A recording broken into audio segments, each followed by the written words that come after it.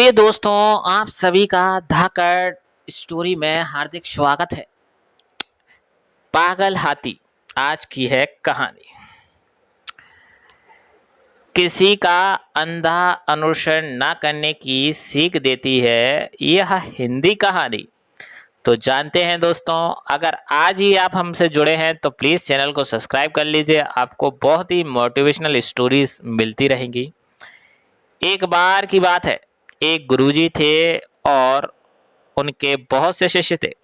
उन्होंने एक दिन अपने शिष्यों को बुलाया और समझाया, शिष्यों, सभी जीवों में ईश्वर का वास होता है, इसीलिए हमें सबको नमस्कार करना चाहिए। कुछ दिनों बाद गुरुजी ने एक विशाल हवन का आयोजन किया और कुछ शिष्यों को लकड़ी लेने के लिए पास के जंगल में भेजा। शिष्य लकड़ियां चुन रहे थे कि तभी वहां एक पागल हाथी आ धमका। सभी शिष्य शोर मचाकर भागने लगे। भागो, हाथी आया, पागल हाथी आया। लेकिन उन सबके बीच एक शिष्य ऐसा भी था जो इस खतरनाक परिस्थिति में भी शांत खड़ा था। उसे ऐसा करते देख उसके साथियों को आश्चर्य हुआ और उनमें से एक बोला, ये तुम क्या कर रहे हो? देखते नहीं, पागल हाथी इधर ही आ रहा है। भागो और अपनी जान बचाओ। इस पर शिष्य बोला, तुम लोग जाओ जाओ, मुझे इस हाथी से कोई भय नहीं है। गुरुजी ने कहा था कि हर जीव में नारायण का वास है, इसीलिए भागने की कोई जरूरत नहीं। और ऐसा कहकर वह वहीं खड़ा रहा और जैसे ही हाथी पास आया वह उसे नमस्कार करने लगा। लेकिन हाथी कहाँ रुकने वाला था। वह सामने आने वाली हर एक चीज को तबाह करते जा रहा था और जैसे ही शिष्य उसके सामने आया, हाथी ने उसे एक तरफ उठाकर फेंक दिया और आगे बढ़ गया। शिष्य को बहुत चोट आई और वह घायल होकर वहीं बेहोश हो गया। जब उसे होश आया तो वह आश्रम में था और गुरुजी उसके सामने खड़े थे। गुरुजी बोले, हाथी को आता देखकर भी तुम वहां से हटे क्यों नहीं, जबकि तुम्हें पता था कि वह तुम्हें चोट पहुंचा सकता है।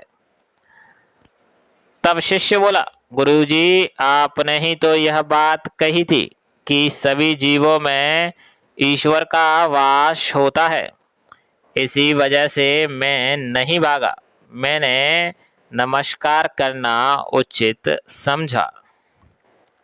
तब गुरुजी ने समझाया, बेटा, तुम मेरी आज्ञा मानते हो, ये बहुत अच्छी बात है, मगर मैंने यह भी तो सिखाया था कि विकट परिस्थितियों में अपना विवेक नहीं खोना चाहिए।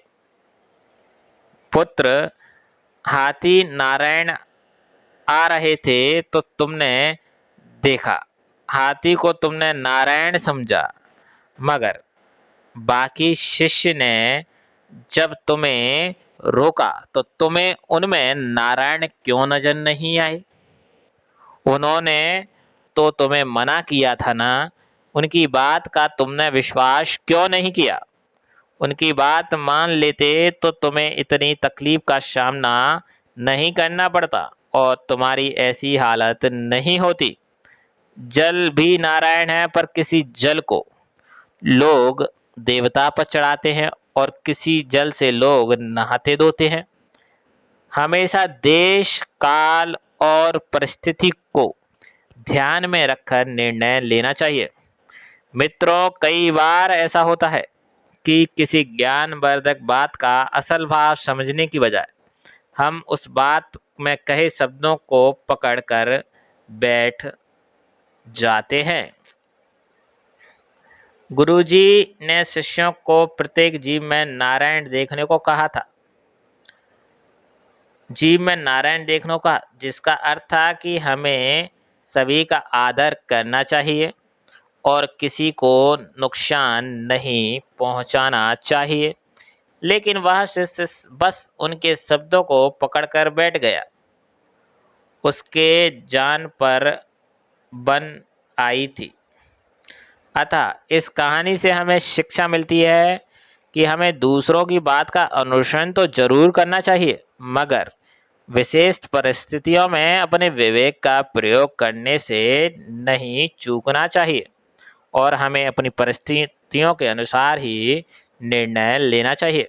तो दोस्तों, आज की हमारी मोटिवेशनल स्टोरी अच्छी लगी हो तो प्लीज़ चैनल को सब्सक्राइब कीजिए, लाइक कीजिए, कमेंट में ढेर सारा प्यार दे दीजिए। धन्यवाद।